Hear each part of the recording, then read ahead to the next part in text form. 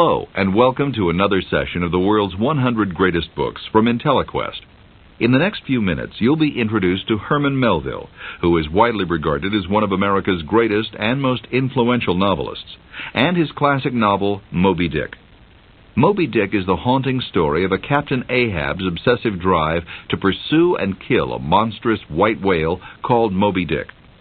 Ahab seeks the whale's death as an act of revenge for the loss of his leg, which was severed in Moby-Dick's giant jaws.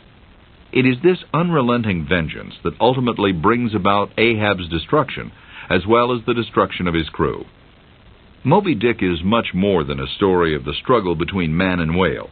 It is an artfully crafted tapestry of deep human emotion, a psychodrama rich in symbolism about birth, life, death, good, evil, fate, brotherly love, hate, revenge, forgiveness, salvation, and hell.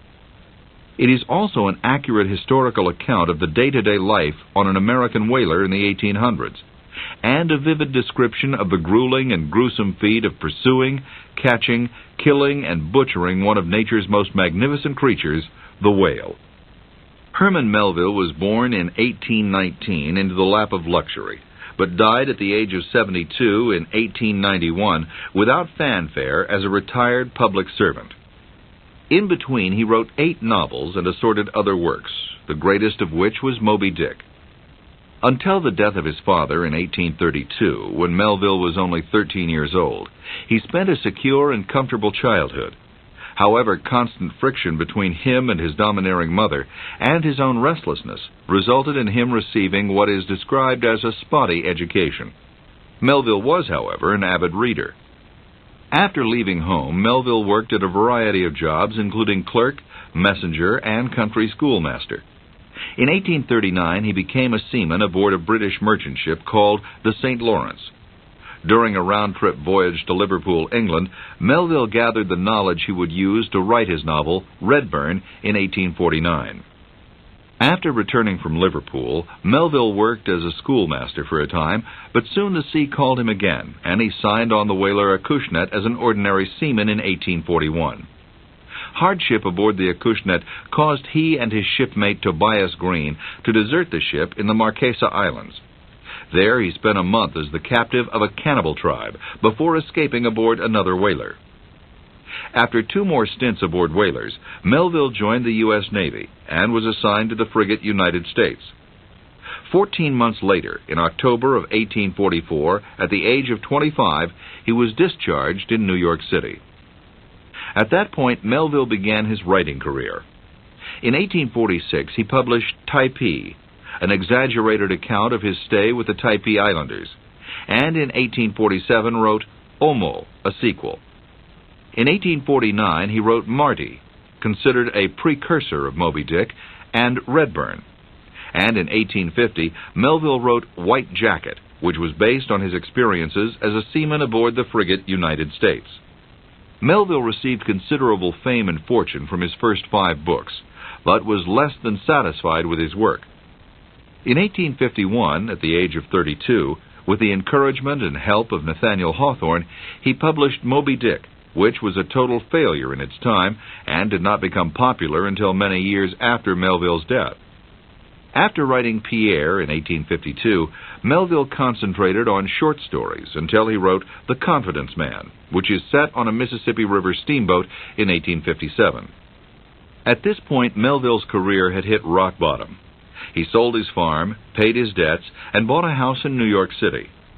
He obtained a job as a customs official that he held until he retired in 1885. He died virtually unnoticed in 1891. His last novel, Billy Budd, was discovered at his death and was finally published 33 years later in 1924. More interesting than Melville's life is the amazing revival of his reputation. From 1921 on, Melville's works have been continually praised and positively reevaluated by American literary experts. These positive reevaluations dramatically improved Melville's status in the history of American literature. One reason Moby-Dick wasn't popular in America when it was written is that it exposed the limits of man at a time when Americans felt no limits. In the United States, it was a time of tremendous national optimism brought on by the repelling of the British in the War of 1812. People were not worried about the hidden terrors and tragedy that Melville suggests in Moby-Dick. The American whaling fleet was sweeping the seven seas, and the pioneers were heading west. Rugged individualism was the theme, and industriousness and hard work were the virtues of the day. The narrator of Moby-Dick is Ishmael, a name symbolic of a wandering or displaced person. Ishmael is a bored Manhattan schoolteacher who ships out aboard the whaling ship Pequod to escape his life of tedium. Ishmael believes that all men are attracted to water, and particularly the sea, and he is attracted by the awesome power of the whale, which influences his decision to sail aboard a whaler. The story begins with Ishmael putting a shirt or two into his bag and heading from his home in Manhattan to New Bedford, Massachusetts, where he wants to take a whaling ship sailing from Nantucket Island. Nantucket is the original home of whaling in America, and Ishmael says, "From that island, those aboriginal whalemen, the Red Men, first set out in their canoes to chase the Leviathan." Having missed the passenger boat to the island, Ishmael is forced to spend more than 2 days in New Bedford. The weather is bitterly cold, and he must find shelter. After finding many of the inns too expensive, Ishmael enters the Spouter Inn, owned by one Peter Coffin. Ishmael describes the inn as low and dark and looking like a condemned ship, but very affordable. Inside the inn, Ishmael discovers that it's like a museum of the whaling industry. There's a collection of whaling tools, and at the back of the inn is a bar, which is entered by passing through a giant archway made from the jawbone of a whale. On one wall is a painting of a gigantic whale about to plunge onto a disabled sailing ship. This picture, along with the name of the proprietor, Peter Coffin, is Melville's way of warning the reader of the dangers associated with whaling, as well as providing a foreboding of what's to come later in the novel. Ishmael asks the inn's owner, Peter Coffin, for a bed, but is told there are none left, and that he'll have to share a bed with a harpooner, a South Seas savage who is currently out trying to sell the shrunken human heads he's collected on his last voyage. Desperate to find a comfortable place to sleep, Ishmael agrees to share a bed with the harpooner, despite his reservations about the man and his fear that he might be murdered in his sleep by such a fiend. Ishmael falls asleep, but soon the harpooner returns. This awakens Ishmael, and Ishmael gets his first look at the man. He appears at first to be the worst sort of savage. He's tattooed from head to foot with ugly features. His body is totally shaved of hair. He wears a stovepipe hat atop his bald head, and he smokes a pipe, which also serves as a tomahawk. Surprised to find a stranger in his bed, the savage threatens to kill Ishmael with the tomahawk. Ishmael screams for help, and a laughing Peter Coffin rushes in to introduce him to Queequeg, his bunkmate. After explanations have been made, both men are satisfied, and they settle down to sleep. Ishmael tells us, "I never slept better in my life." Queequeg turns out to be one of the kinder and gentler men in the story. The next morning, it's obvious that Peter Coffin is amused that he has tricked Ishmael into spending the night with a wild-looking savage. But Ishmael takes the joke good-heartedly, saying there is too little humor in the world. After a day in New Bedford, Ishmael hears a sermon from a Father Maple about the biblical Jonah and the whale, an account of a man swallowed by a whale for not obeying God's commandments, and who, when he realizes the error of his ways, repents of his sins. After 3 days, the preacher says Jonah is delivered from the whale and saved. This sermon is a device Melville uses to foretell the fate of Ahab, who abides by his own law and will be destroyed by the whale if he doesn't repent of his sin of vengeance. Ishmael returns to the Spouter Inn, where he meets Queequeg again.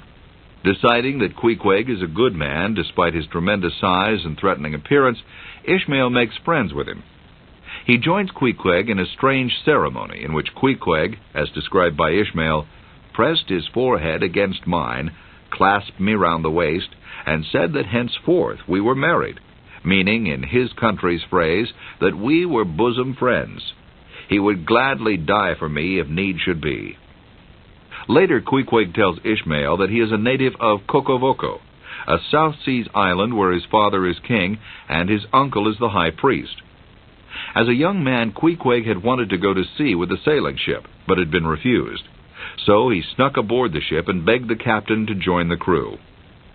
When refused again, Queequeg told the captain he would not leave the ship even if they killed him. Finally, the captain took him along. On the voyage, Queequeg became an expert harpooner. The next morning, Queequeg and Ishmael board the schooner to Nantucket. Soon a passenger makes fun of Queequeg's appearance, and the big man, without any sign of anger, throws the stranger into the air, causing him to turn a somersault and land on his feet on the deck. Just as the captain arrives to scold Queequeg for flipping the man, a boom on the ship's mast breaks loose, knocking the rude passenger overboard. Queequeg single-handedly lassos the boom, then jumps into the icy waters to save the man. For 3 minutes or more, describes Ishmael, Queequeg was seen swimming like a dog, throwing his arms straight out before him, revealing his brawny shoulders through the freezing foam. I looked at this grand and glorious fellow, but saw no one to be saved. The greenhorn had gone down. Queequeg dived down and disappeared. A few minutes more, and he rose again, dragging a lifeless form. The poor bumpkin was soon restored. From that moment on, I clove to Queequeg like a barnacle, yea, till poor Queequeg took his last long dive. After he's dried off, Queequeg is matter-of-fact about his heroism, saying, "We cannibals must help these Christians." The ship's captain apologizes to Queequeg for misjudging his intentions. The two men arrive in Nantucket and spend the night. In the morning, Queequeg, who carries with him a little idol named Yojo from his island religion, tells Ishmael that the idol has decided that Ishmael must select the whaling ship on which they will sail. Ishmael doesn't want to take on this responsibility, but does so. Of the 3 ships about to sail, Ishmael finds the Pequod the most interesting. She was a ship of the old school, says Ishmael, rather small, with an old-fashioned claw-footed look about her. Long-seasoned and weather-stained in the typhoons and calms of all 4 oceans, her old hull's complexion was darkened. Her ancient decks were worn and wrinkled. But to all these her old antiquities were added new and marvelous features, pertaining to the wild business that for more than a half-century she followed. Although Ishmael has limited experience, he convinces 2 of the owners of the ship to sign him on. And when he tells them about Queequeg's ability as a harpooner, they agree to sign him also. After an argument between the 2 owners over the lays, the term for the percentage of the profits Ishmael will receive from the voyage, the deal is done. Ishmael then asks to see Captain Ahab, who will captain the voyage. But he's told that Ahab won't see anyone because he is sick. "I know that on the passage home he was a little out of his mind for a spell," explains Captain Peleg, one of the ship's owners, to Ishmael. "But it was the sharp shooting pains in his bleeding stump that brought that about. I know that ever since he lost his leg last voyage by that accursed whale, he's been kind of moody, desperate moody, and savage sometimes. But that will pass off." When Ishmael and Queequeg go aboard the Pequod, Captain Peleg demands to see Queequeg's papers, wanting proof that the cannibal has become a Christian. Ishmael tells him that even though Queequeg has no papers and doesn't belong to any organized church, he belongs to that great universal church to which all believing men belong. Captain Peleg, quite satisfied with Ishmael's response, asks Queequeg, "Did you ever stand in the head of a whaleboat? Did you ever strike a fish?" Just then Queequeg spots a tiny spot of tar in the water and hurls his harpoon at it, hitting it dead center. "Now," said Queequeg, quietly hauling in the harpoon line, "s'posey him whaley eye. Why, dat whale dead." Queequeg is immediately signed and offered a generous share of the wealth of the voyage. As Queequeg and Ishmael leave the Pequod to return to town, a bedraggled man named Elijah tries to warn them about Captain Ahab, intimating that if they go on this voyage with him, they will perish. Ishmael thinks Elijah a fool. Elijah follows them for a distance, asking for God's mercy on them if they make the voyage. Ishmael decides Elijah is crazy and dismisses his warning. Since the Pequod's voyage is expected to last 3 years, many provisions must be loaded, and repairs must be made. This takes several days, but there's no sign of Captain Ahab. Ishmael recounts, If I had been downright honest with myself, I would have seen very plainly in my heart that I did but half fancy being committed this way to so long a voyage, without once laying my eyes on the man who was to be the absolute dictator of it. But when a man suspects any wrong, he insensibly strives to cover up his suspicions, even from himself. And much this way it was with me. I said nothing, and tried to think nothing. Soon Ishmael and Queequeg are told that the ship will sail the next day. As they near the ship, they see several mysterious shadows they believe to be sailors boarding the ship. Suddenly Elijah appears again, and warns them not to sail.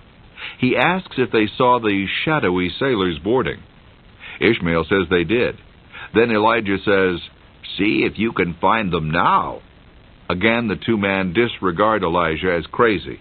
But when they board the ship, they can find no sign of the sailors they saw. One sailor aboard the ship tells them that Captain Ahab has boarded the ship and is now, in Ishmael's words, invisibly enshrined within his cabin. Starbuck, the first mate, calls the crew together. After the anchor is hoisted and the sails set, the ship sets sail on a dark and misty Christmas day. Recalling that memorable moment, Ishmael writes, "A damp breeze blew. A screaming gull flew overhead. The hull wildly rolled. We gave 3 heavy-hearted cheers and blindly plunged like fate into the lone Atlantic." Captain Ahab is yet to be seen, which worries Ishmael, particularly since he is going to serve under him for 3 years. At this point in the novel, Ishmael pauses to extol the virtues of the whaling industry, which is looked down upon by landholders. He praises whalers for bringing great wealth to their countries and for exploring much of the world. It is Melville's attempt to make a case for writing an entire novel about a whale. Next, Ishmael tells the reader more about the crew. He makes it clear that many of these men are evil and ignorant, but that they all have their moments of greatness and possess virtues such as great patience and great dignity. It is Melville's contention that God is democratic in that he allows evenly the lowliest of men to stand for a fleeting moment in the spotlight of glory. Starbuck, the chief mate, is a Quaker. Stubb, the second mate, is never seen without a pipe in his mouth. And Flask, the third mate, seems to have a grudge against every whale in the ocean. These 3 men command the small boats that go after the whales, and each of them has a harpooner, or squire as they're called. Starbuck selects Queequeg as his squire. Stubb selects Tashtego, a New England Indian. And Flask selects Dagu, described as a huge, coal-black Negro savage. In further describing Starbuck's personality, Ishmael says that he has the courage to stand up to any physical confrontation, but cannot oppose Ahab's mysterious and terrifying powers. The rest of the crew comes from all over the world. Thus, the Pequod is used by Melville as a representative microcosm of mankind. The first few days of the voyage are in icy winds. As the ship moves southward, the weather moderates, and Ishmael, for the first time, sees Captain Ahab. Ahab has a weathered face, wrinkled brow, and long strands of unkempt gray hair, and a huge white scar running down the side of his face. One leg is a peg of white ivory, having been fashioned from the polished bone of a sperm whale's jaw. The peg is stuck in a hole drilled in the deck, one of 2 holes on the deck that gives Ahab support as he stands on the rolling ship. Captain Ahab stood erect, describes Ishmael, looking straight out beyond the ship's ever-pitching prow. There was an infinity of firmest fortitude, a determinate, unsurrendering willfulness in the fixed and fearless forward dedication of that glance. Not a single word did he speak, nor did his officers say aught to him, though by all their minutest gestures and expressions they plainly showed the uneasy, if not painful, consciousness of being under a troubled master eye. As the weather warms, more is seen of Ahab. In fact, the crew begins to wonder if he ever sleeps. At night he's heard pacing the deck, his peg leg making so much noise on the deck that the crew can't sleep. On one occasion, Stubb tells the captain he's disturbing the crew and asks him to go to his cabin. Ahab responds by threatening Stubb's life. Stubb gives up and goes below. Melville, through his narrator Ishmael, then goes into great length educating his readers on whales and the life on whaling ships. For many days the crew sails in search of whales. Then one day Ahab appears on deck and summons his men.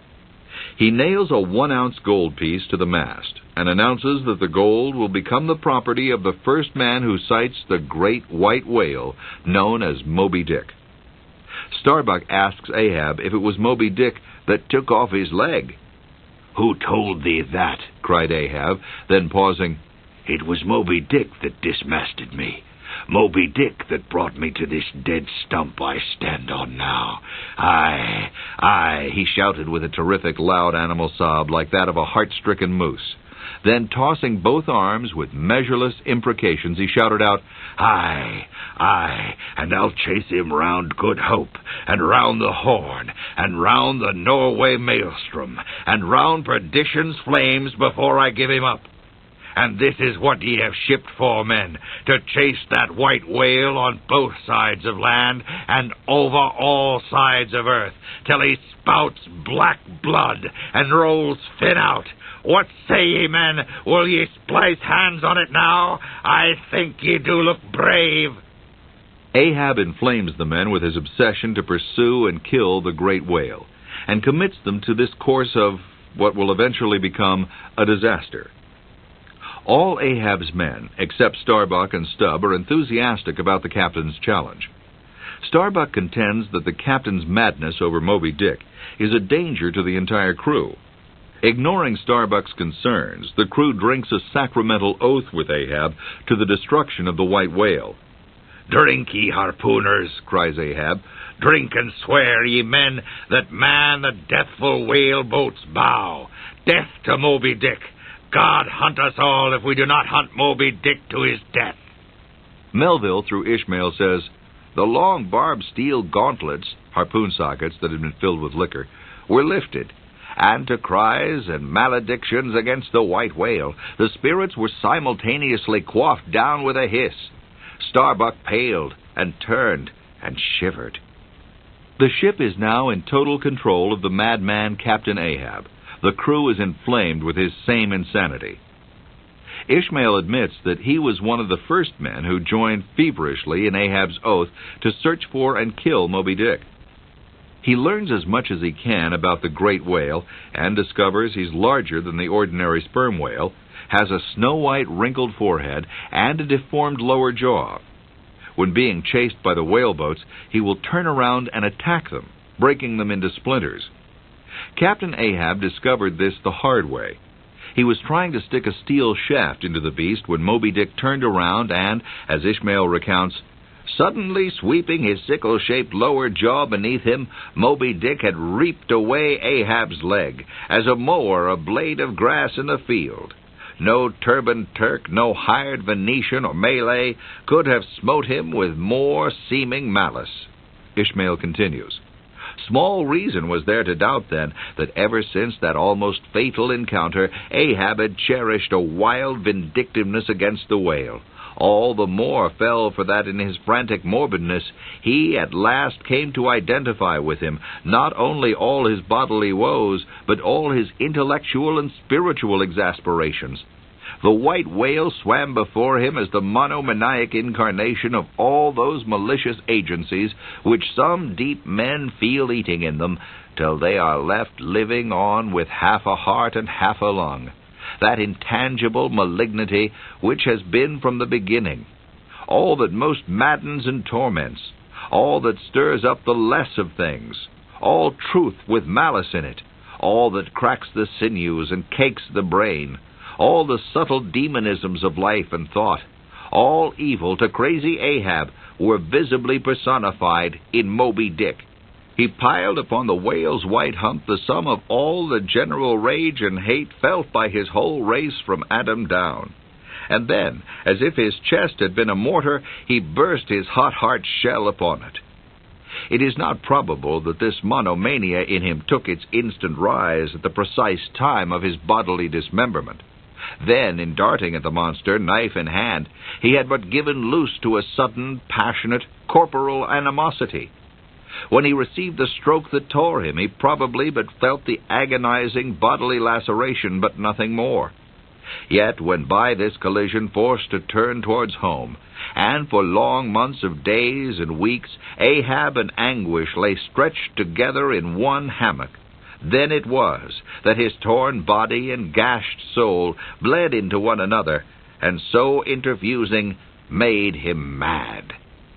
In this powerful passage, Melville wants to deeply impress upon the reader the depth of Ahab's hate for the whale and his unwavering, insane obsession to destroy what Ahab considers a powerful force of evil. Occasionally, different seamen think they hear noises coming from the captain's area of the ship, but since there's no proof and the noises aren't pronounced enough to be certain as to their origin, nothing comes of it. What the men are really hearing are the stirrings of the mysterious, shadow-like sailors who boarded the ship undetected on the first day of the journey. Each night, Ahab goes into his cabin and pulls out charts of the world's oceans. Then he plots the places where Moby-Dick has been sighted. Captain Ahab believes that if the ship stays at sea long enough, Moby-Dick will be sighted. Knowing that the crew is on the voyage to earn money, Captain Ahab also seeks other whales for the oil the ship needs to turn a profit. One afternoon, Tashtego, the Indian, sights a school of sperm whales. The crew swings into action, readying the small boats for pursuit. At that very instant, a cry is heard. The seamen turn to look at Ahab, who is surrounded by, in Ishmael's words, 5 dusky phantoms that seem fresh-formed out of air. At Ahab's command, the strangers lower the captain's boat. The 3 other boats lower away, and the chase is on. But just as they reach the whales, a storm breaks out, making it impossible to strike any of them. Suddenly, Ishmael's boat is struck by the Pequod, but he and the others are able to leap into the sea and escape with their lives.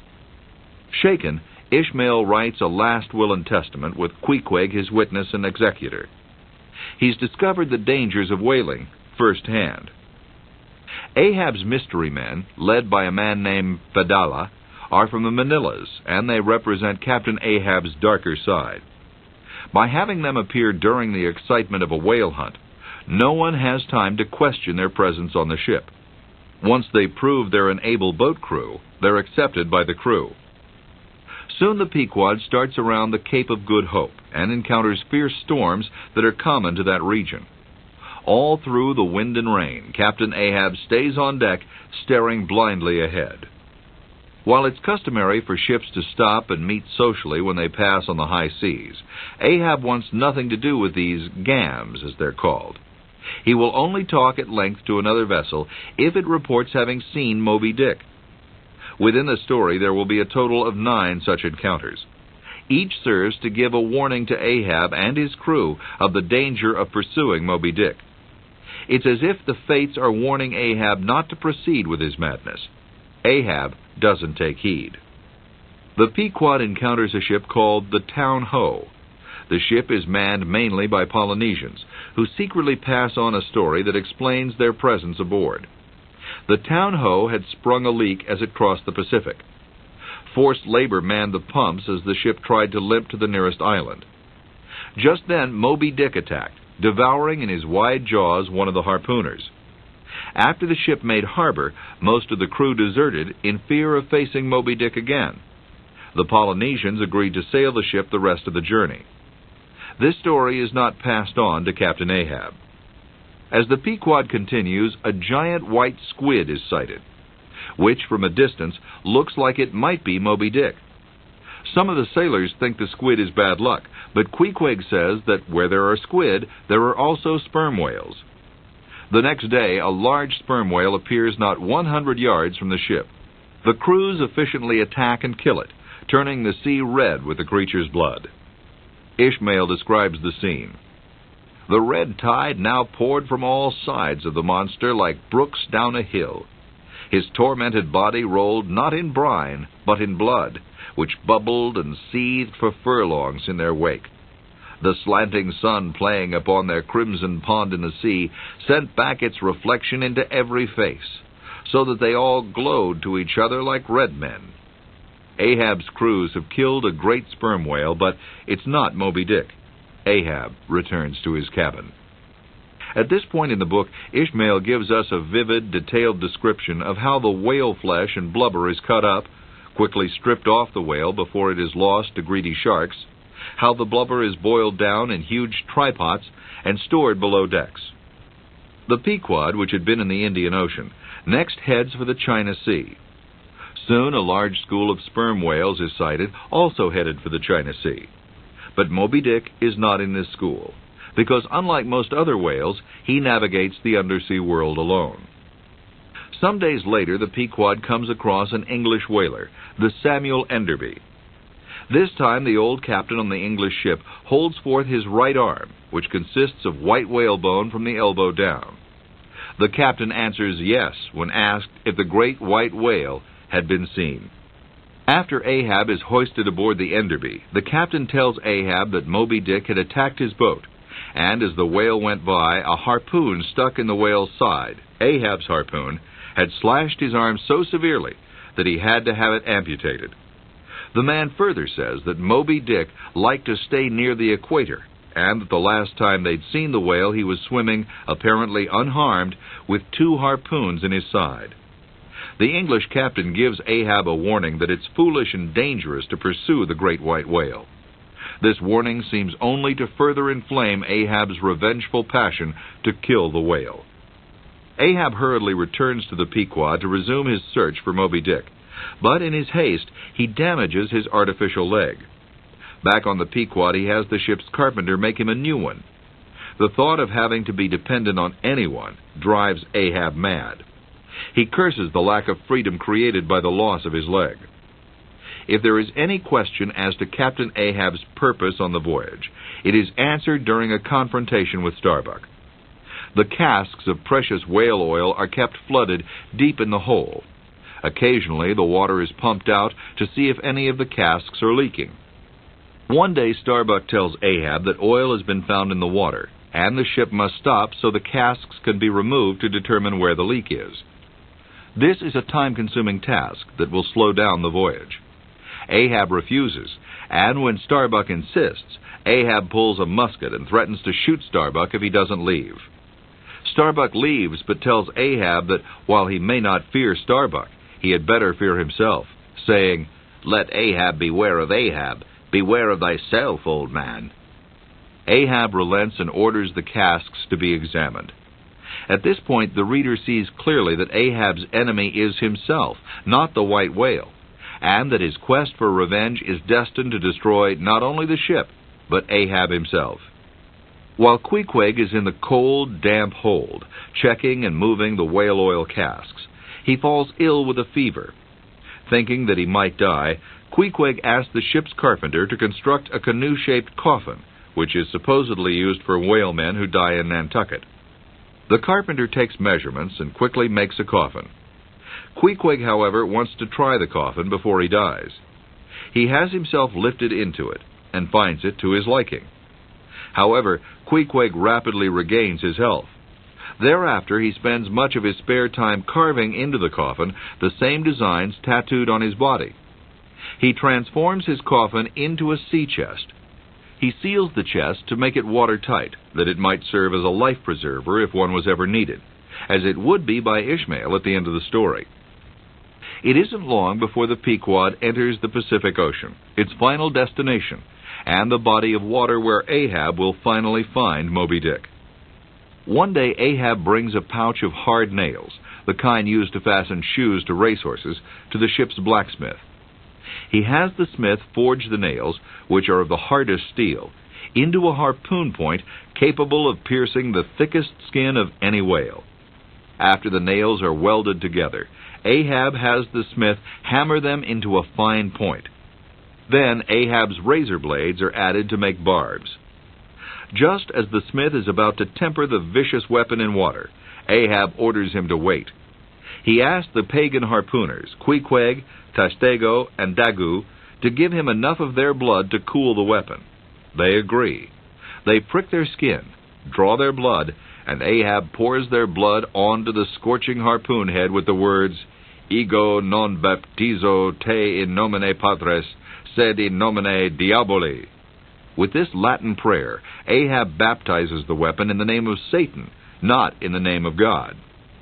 Ahab selects a strong hickory pole for the shaft of the weapon, and weaving the line into the socket of the head, forces the pole firmly into place. The diabolic weapon that Ahab hopes will kill Moby-Dick is complete, and Ahab takes his new weapon back to his cabin. This baptism is the second religious ritual performed by Ahab using a harpoon. The first was when Ahab had the crew take an oath to kill the whale, and then drank to the oath in sacramental fashion out of the cupped shaft of a harpoon. From the start of the voyage, the crew had been puzzled by Fedallah, Ahab's personal servant and seer. Now Fedallah prophesies that Ahab will die, but only after he's seen two hearses for carrying the dead upon the sea, one that is not constructed by human hands, and the other built of wood from trees grown in America. Ahab's death, reveals Fedallah, would come by hemp.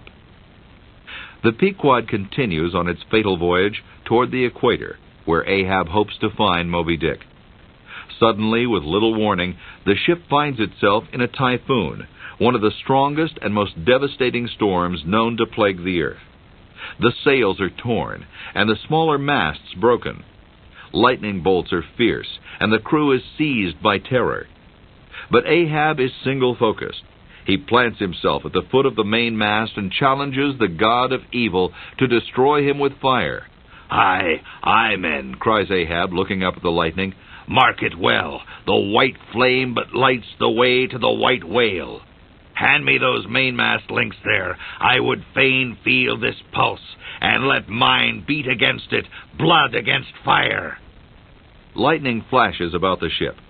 Suddenly the tip of Ahab's consecrated harpoon bursts into flame. Ishmael tells us that, as the silent harpoon burned there like a serpent's tongue, Starbuck grasped Ahab by the arm. God is against the old man, forbear. 'Tis an ill voyage, ill begun, ill continued. Let me square the yards while we may, old man, and make a fair wind of it homewards, to go on a better voyage than this. The men spring to their posts in an attempt to turn the ship towards home, but Ahab picks up the fiery harpoon. Ishmael writes, Ahab waved it like a torch, swearing to transfix with it the first sailor that cast loose a rope's end. Petrified by this aspect, and still more shrinking from the fiery dart that he held, the men fell back in dismay, and Ahab spoke again. All your oaths to hunt the white whale are as binding as mine, and heart, soul, and body, lungs, and life, old Ahab is bound. And that ye may know to what tune this heart beats, look ye here, thus I blow out the last fear. And with one blast of his breath, Ishmael explains, he extinguished the flame.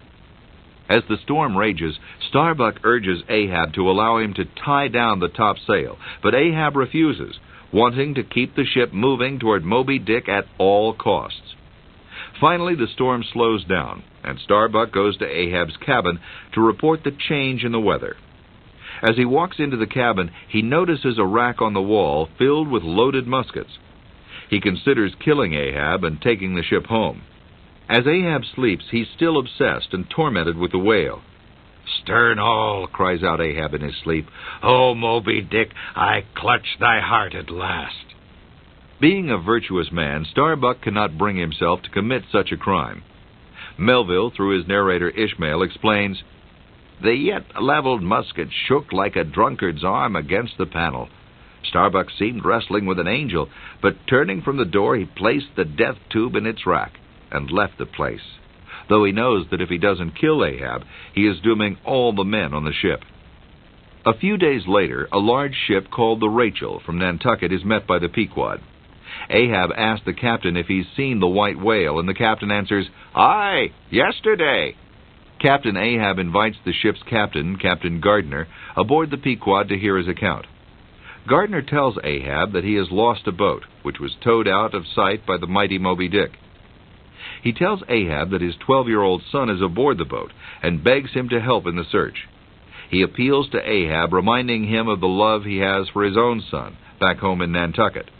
Ahab refuses, saying in a voice that prolongingly molded every word, Captain Gardner, I will not do it. Even now I lose time. Goody-bye, goody-bye." Hurriedly turning with averted face, he descended into his cabin, leaving the captain transfixed at his unconditional and utter rejection. All the men aboard the Pequod are shocked that Ahab won't join the search. The shocked gardener leaves the Pequod and returns to the Rachel. Soon the two ships are far apart, but as long as the Rachel is in sight, she can be seen yawing hither and thither, looking for survivors and the captain's son. The Pequod continues the search for Moby-Dick, this time with Ahab standing high in the crow's nest because he doesn't trust the crew to tell him when Moby-Dick is spotted. Soon the Pequod meets a ship called the Delight, and Ahab is told that Moby-Dick has killed 5 of the Delight's crew. When Ahab asks if Moby-Dick has been killed, the captain says that no harpoon has been yet invented that can do it. Ahab holds his newly forged harpoon aloft and says, "Here in this hand I hold his death." That night Ahab smells the odor of a whale and orders a change of course in the direction from which the smell seems to come. In the morning the mastheads are manned with Ahab in the crow's nest. Then sounds a gull-like cry in the air. "There she blows! There she blows! There she blows! A hump like a snow hill! It's Moby-Dick!" Ahab cries in a voice of flaming passion. The boats are cast into the sea, and the men swiftly but quietly paddle after Moby-Dick. The boats are nearly upon the great white whale when suddenly he dives out of sight. Then the sea begins to swell, and the seabirds begin flying toward Ahab's boat, a natural warning that a whale is near. And, searching the depths of the blue ocean, Ahab sees the Moby-Dick's huge open jaw, filled with large, white, glistening teeth, rising toward him. With one sweep of his steering oar, Ahab whirls the boat aside from the whale. But Moby-Dick, describes Ishmael, with the malicious intelligence ascribed to him, slips under the boat, rolls on its back, and grasps and holds the boat in his jaw. Ahab is indignant and tries to ply the boat from the whale's jaws with his hands. The whale then snaps the boat in half, spilling the crew into the foaming sea. Moby-Dick swims off. Ahab and his crew are rescued by Stubbs' boat, and all return safely, though exhausted, to the Pequod to continue their pursuit of the great whale. At dawn of the next day, Moby-Dick is sighted breaching out of the water, tossing himself salmon-like to heaven. 3 boats are successfully lowered into the water, and manage to hurl 3 harpoons into the whale. As the whale thrashes around, 2 of the boats run together and are smashed to bits. All the men are saved except Fedela, who is entangled in Ahab's harpoon line and dragged to the depths of the ocean as an uninvited passenger attached to the whale's harpoon side. On the 3rd day the weather is fair. When Moby-Dick is spotted, 3 boats are launched, with Ahab's leading the way. As they near the tiring, listless, and wounded whale, Ahab plunges his harpoon into the whale's side. Moby-Dick dives and then rises high out of the water. On his side, the men can see Fedela's body tangled in the ropes of several harpoons. The first part of Fedela's prophecy, a hearse not humanly constructed, had come true. Now, thrashing with pain, Moby-Dick's actions destroy the other boats, splintering them into pieces. Ahab orders them to return to the Pequod. Moby-Dick then charges the Pequod and crushes its timbers with his huge forehead. Ahab, witnessing the destruction of his ship, cries out that the second part of Fedela's prophecy had come to pass.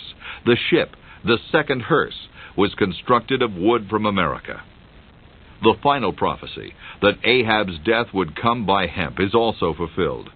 With one final lunge, Ahab plunges another harpoon into the whale's side. The whale runs. The rope coils around Ahab's neck, and Ahab is violently snapped into the water as the great white whale dives into the depths of the ocean. As the Pequod sinks, Tashtego, standing atop the masthead, traps a seahawk against the masthead. Melville explains the ship, like Satan, would not sink to hell until she had carried a part of the living heaven with her. As the ship disappears, Melville writes that the great white shroud of the sea rolled on as it rolled 5,000 years ago. All the crew was lost with the ship and the sunken whaleboats, all except Ishmael, who is saved by holding on to Queequeg's floating coffin, fulfilling in a strange way Queequeg's promise early in the story to watch over, protect, and save Ishmael, even if it requires the sacrifice of his life. Ishmael clings to the coffin for 24 hours, until he's finally rescued by the Rachel, which is still searching for the missing whaleboat with the captain's son. The story of Moby-Dick clearly displays the evil associated with revenge.